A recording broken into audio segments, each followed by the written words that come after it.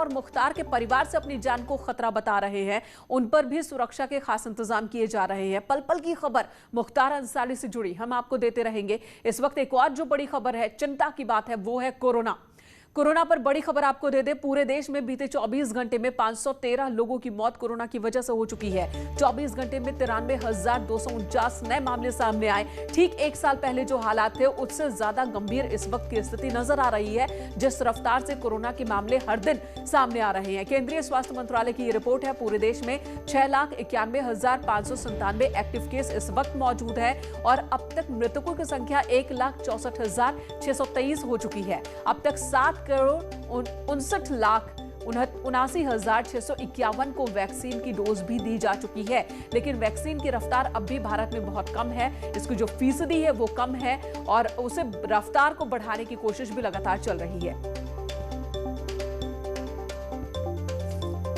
अलाउद्दीन हमारे सहयोगी लखनऊ से इस वक्त हमारे साथ मौजूद है। अलाउद्दीन, एक तरफ तो वैक्सीनेशन का काम तेजी से हो रहा है, अब तो 45 के पार लोगों को भी वैक्सीन की डोज दी जा रही है, और दूसरी तरफ जिस तरह से आंकड़े बढ़ रहे हैं, कोरोना के आंकड़े बढ़ रहे हैं, तो इस बार क्या रणनीति होगी कि इस पर कंट्रोल किया जा सके?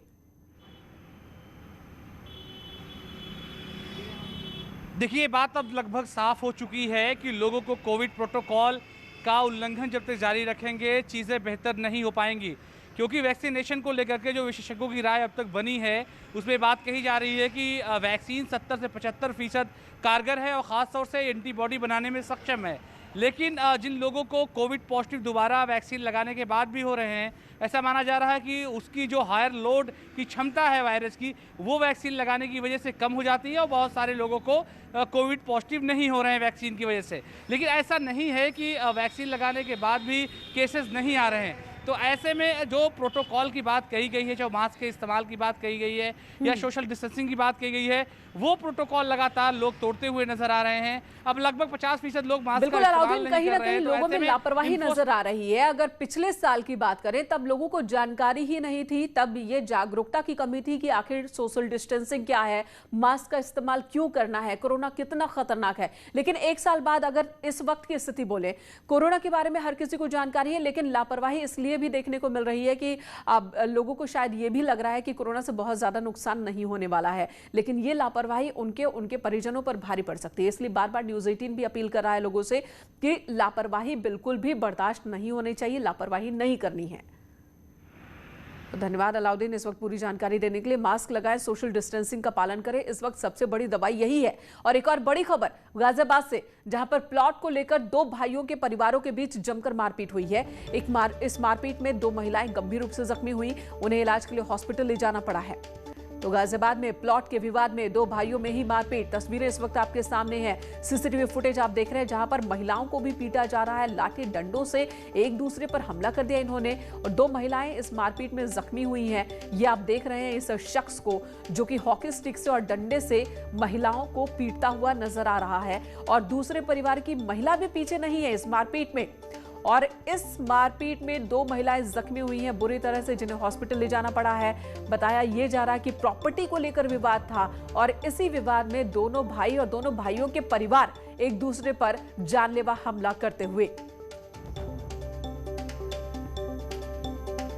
बहुत ही दर्दनाक ये तस्वीर। और इस वक्त एक और बड़ी खबर रामपुर से, जहां पर डांस बंद कराने गई पुलिस टीम पर हमला हो गया है। ग्रामीणों ने लाठी डंडे से पुलिस टीम पर हमला कर दिया। इस मामले में पुलिस ने 46 आरोपियों के खिलाफ केस दर्ज किया है, 9 को गिरफ्तार भी किया गया है। तो यहाँ पर डांस चल रहा था और बारपालाओं के डांस, और यहाँ पर कोरोना प्रोटोकॉल का पालन भी नहीं हो रहा था, और छेड़खानी की तस्वीरें भी आप देख रहे हैं। जब इसी की शिकायत के बाद पुलिस पहुंचती है मौके पर इस डांस को बंद कराने के लिए, तो पुलिस टीम पर ही गांव वालों ने हमला कर दिया, और इस हमले में कई पुलिसकर्मी जख्मी भी हुए हैं। 46 के खिलाफ पुलिस ने मामला दर्ज किया है, 9 लोगों की गिरफ्तारी हुई है। विशाल सक्सेना हमारे साथ मौजूद है। विशाल, इस कार्यक्रम का आयोजन किसने करवाया था, और फिर किस तरह से वो नौबत क्यों आ गई कि गाँव वालों ने पुलिस टीम पर हमला कर दिया? देखिए, ये कोतवाली शाहबाद का किशनपुर गांव है, तो जहां पर जो थे शादी थी, और एक शादी से एक दिन पहले जो था पे डांस पार्टी का आयोजन किया गया था, जिसमें बार बालाओं को, लड़कियों को बुला करके वहां डांस कराया जा रहा था। तो काफी लोगों की भीड़ वहां पे तादाद थी। तो कोविड-19 के जो नियम थे उनका बिल्कुल अनदेखी की जा रही थी। तो पुलिस जो थी उनको रुकवाने करके लिए गई थी, जिससे रुकवाने के बाद जो था गाँव वालों में पहले नोकझोंक हुई। उसके बाद जो थे गाँव वालों ने इकट्ठा होकर के पुलिस पे लाठी डंडों से उनसे हमला कर दिया, पथराव कर दिया, जिसमें एक पुलिसकर्मी जो है वो घायल भी हुआ है। और उसके बाद पुलिस ने जो है कार्यवाही करते हुए इसमें 46 लोगों को जो है क्या कहते हैं नामजद किया है और करीब 150 लोगों को जो है अज्ञात में मुकदमा दर्ज किया है। जी, 150 लोगों के खिलाफ मुकदमा दर्ज हुआ है, अज्ञात 150 लोगों के खिलाफ। क्या उस शख्स को भी गिरफ्तार किया जा सका है जिसके घर पर यह आयोजन था? जी बिल्कुल, क्योंकि अभी जिस समय की ये घटना थी, पूरा जो गांव के लोग थे वो क्या कहते हैं सारे लोग इधर उधर हो गए थे। तो अभी पुलिस ने दबिशें देकर के जो है केवल 9 लोगों को इसमें गिरफ्तार किया। बाकी के लिए दबिश दी जा रही है। जी, धन्यवाद इस वक्त पूरी जानकारी देने के लिए।